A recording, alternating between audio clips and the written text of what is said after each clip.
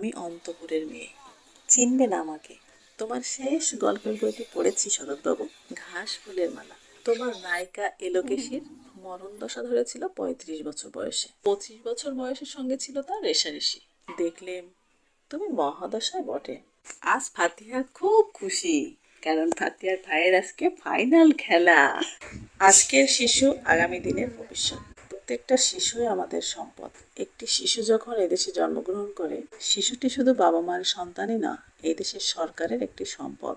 আর সেই সম্পদকে কিভাবে কাজে লাগানো যায় তা এরা খুব ভালো করেই জানে। প্রত্যেকটি শিশুই জন্মগ্রহণ করার পর থেকে তাদের কি প্রয়োজন দেখার দায়িত্ব সরকারের। ফাইনাল খেলা যেমন ছিল হাড্ডাহাড্ডি লড়াই, তেমন দর্শকদের টান টান উত্তেজনা।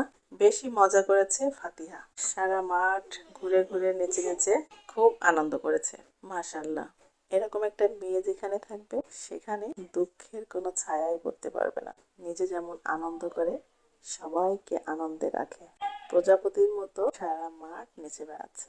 কোথায় যেন শুনেছিলাম, মেয়ে হচ্ছে ঘরের লক্ষ্মী, ঘরের সৌন্দর্য। আসলেই তাই, সে যেখানেই থাকে সেইখানকার মানুষগুলোকে আনন্দে রাখে।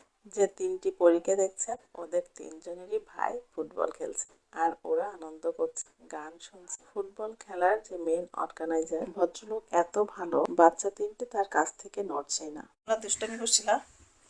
Estefano তোমাদের বকা দিচ্ছিল? No, কি বলছিল? amore, stavo solo scherzando. দুষ্টামি করছিলা? No, stavo solo scherzando.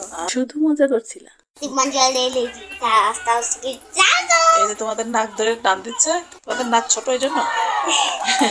Nah. Io me ne faccio la prima.